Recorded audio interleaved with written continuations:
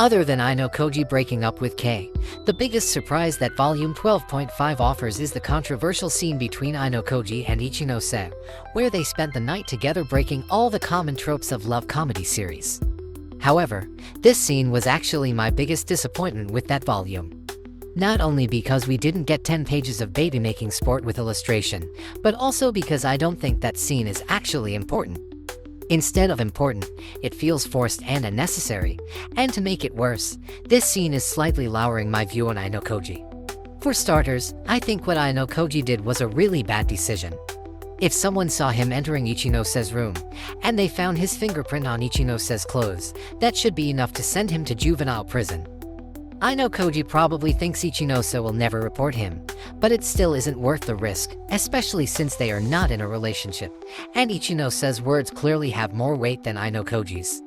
This is the same case as Kushida, but if Ayanokoji managed to twist the facts with Kushida, maybe he already said a few things before or after the incident, so I will put this judgment on hold. And the second reason why I think their wedding night was unnecessary is because that incident didn't have any impact on either of them. They still are not dating, and Ichinose still cannot close the distance between them, so the night of promise feels like elephant in the room whenever both of them appear in the same scene. It might give Ichinose some kind of confidence, but it turns out it's just some facade to cover her insecurity.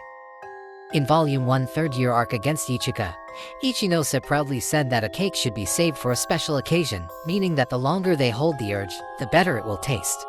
Just like Ayanokoji, after he tasted it once, he will crave more because he knows how tasty it is. This is some weird analogy from Ichinose, but she somehow teased that she could control Ayanokoji with her body. However, that cool and confident Ichinose completely vanished when the next volume came out, where she was flustered just by touching hands with Ayanokoji. She could say that she is in control of her own body, but the truth is she is the one who is always craving the cake. Just like Ichika said, she was never in control, and Ayanokoji is far beyond her reach, and that lowering her evaluation even more. It's true that she become more confident and manages to get up from her failure, but having sex with Ayanokoji is truly a strange way to turn her character, which is the third reason I don't like that part. When Ayanokoji was with Kei, we were shown their progress from the first year up to the confession, and later we saw them hugging, kissing, and finally stepping into adulthood. We got a proper story and proper development, so everything flowed naturally. However, Ichinose casually drops a nuke that mocks all of those developments.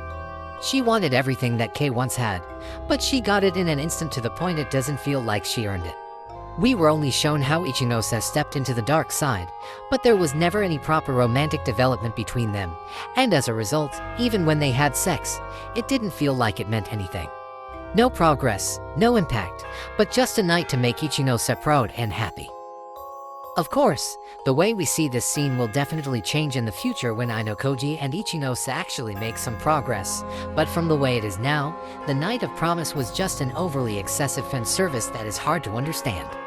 However, if we throw away all logic and everything that we knew about this series, this scene actually becomes so much easier to understand. Ichinose is a very attractive woman, and she let Ayanokoji enter her room and even sexually assaulted him. Just from that scene alone, most men would lose all their sanity, so it's understandable if Ayanokoji took his once-in-a-lifetime chance. To make it worse, it's implied that Ayanokoji didn't let Kei come to his room before the final special exam, and they didn't have a chance to meet before their date, so Ayanokoji must have pent up a lot of libido before entering Ichinose's room. Not to mention that when Ichinose trapped Ayanokoji inside her room, there is no way they only ended up playing Mario Kart for 8 hours straight, so having an illicit activity happen is just unavoidable.